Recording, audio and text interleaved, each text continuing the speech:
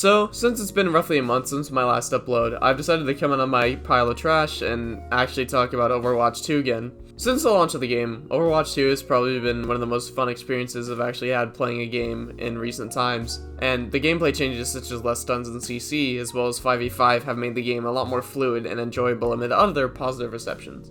Just because of this positivity though, doesn't mean the game, and especially Blizzard, are in the right. I want to make a little video talking about the problems that Overwatch 2 is currently facing to shed some light on them, so why not start with the problem that most people are talking about with the game currently.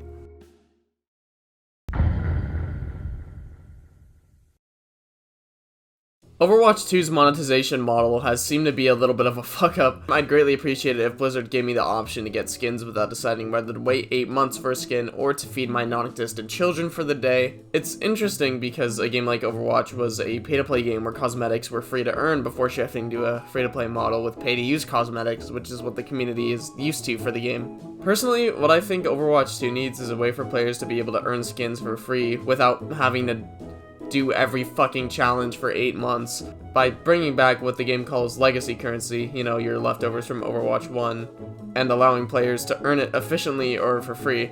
Maybe loot boxes could return in a similar fashion to Apex packs, where players could get one for leveling up their battle pass for free. While there's always the option to not buy skins, I think most players would prefer to earn their cosmetics just by playing the game, as not everyone wants to cough up their cash for just a silly little game. Cosmetics are just one part of Overwatch 2's somewhat controversial monetization model, and with that, we still have a little bit more to talk about regarding it.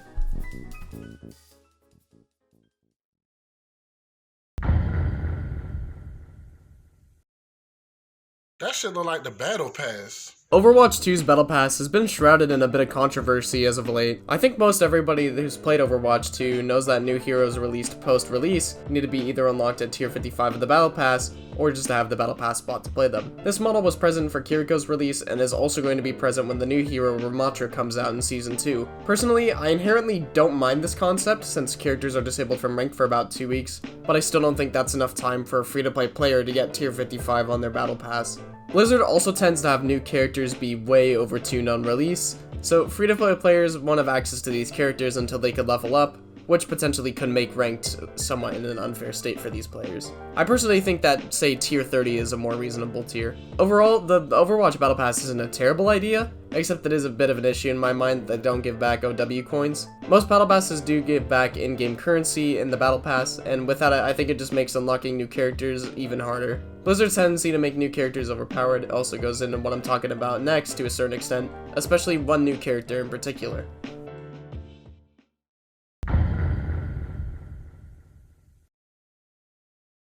With Overwatch recently holding a Twitter space on the game's balance philosophy and going over changes that are going to be implemented in the game on November 15th, I can see a common theme among higher elo players, including myself, that Sojourn isn't going to be receiving any nerfs. While this seems trivial, an insight into Blizzard's reason for not nerfing her seems to give an insight into a balance philosophy that could be a little problematic at the higher tier scenes. In Overwatch's space, they said this about why Sojourn isn't getting nerfs in this patch. Before that, though, Sojourn actually is underperforming, not doing well in some of the lower ranks. So when we think about changes for characters that have these really polarizing win rate differentials, we want to make sure we're making changes that sort of affect some of that potency at those high ranks, but also not make the character even worse at the lower ranks in particular, right? Well, so we all think we're Masters players at heart, right? The thing that mainly irks me about this is that the most overtuned character in the game, according to most high-ranked players, isn't going to be receiving nerfs because, you know, a gold player can't hit as many headshots as, say, a Masters player. Sojourn is a character with an ability that allows for one-shots, she has insane mobility, and an ability that I could literally combo with Grav to disintegrate the enemy team into tiny little shreds and eat them for dinner. The other one-shot characters, Hanzo and Widow, for the most part, have very little mobility when it comes to being able to actually hit one-shots, and that's what makes Sojourn's design a bit flawed in my opinion. On top of that, Genji is receiving some big nerfs, which I personally am pretty against. Genji is one of the most mechanically demanding characters in the game, and when he's good for longer than 5 minutes, Blizzard likes to punt him back into the ground and throw him up into a meat grinder. I don't think he'll be terrible, but these are big nerfs to his kit, which I'm mostly upset about overall, but we'll have to see how it affects the meta. Even then, it might increase his skill ceiling because Genji's job in Overwatch 2 has gotten a lot easier with the reduced CC. However, I'm definitely happy that Blizzard is nerfing Zarya and Sombra, as Zarya is basically the best tank in the game right now, with very little counterplay towards her, and Sombra is genuinely a skillless character that should be removed from the game.